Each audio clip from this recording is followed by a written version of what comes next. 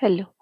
In this session on nesting modules with packages in Python, in this module, we are going to explore how Python organizes code using modules and packages and how we can scale that structure to build large maintainable projects. We'll begin by understanding what packages are, then move on to how Python locates modules internally when used import statement. So let's see.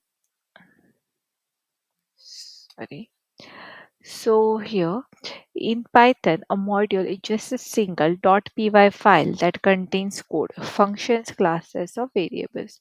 A package, on the other hand, is a directory that contains multiple modules and usually includes an init.py file. This file signals to Python that folder should be treated as a package.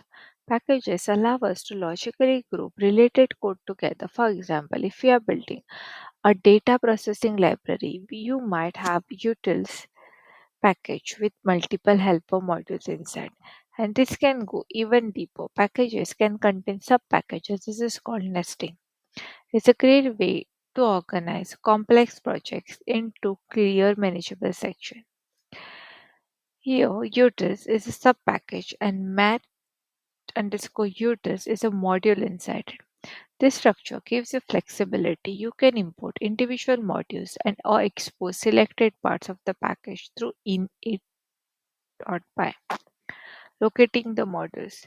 When you write an import statement, Python needs to figure out where that module or package lives on your system. It does this using a list called sys.path. This list contains all directories Python will search in order to find the requested module. The search order is the current script, the current scripts directory or the working directory. Any directory is defined in the Python path environment variable. 3. Python standard library directories. 4. The site packages directories where third party libraries will. So how we can import this? Import says path. This will print out the entire search path. You can then temporarily modify Python path to include custom directories if your code leaves outside the default structure. This is especially useful for modular projects or working in multiple repos.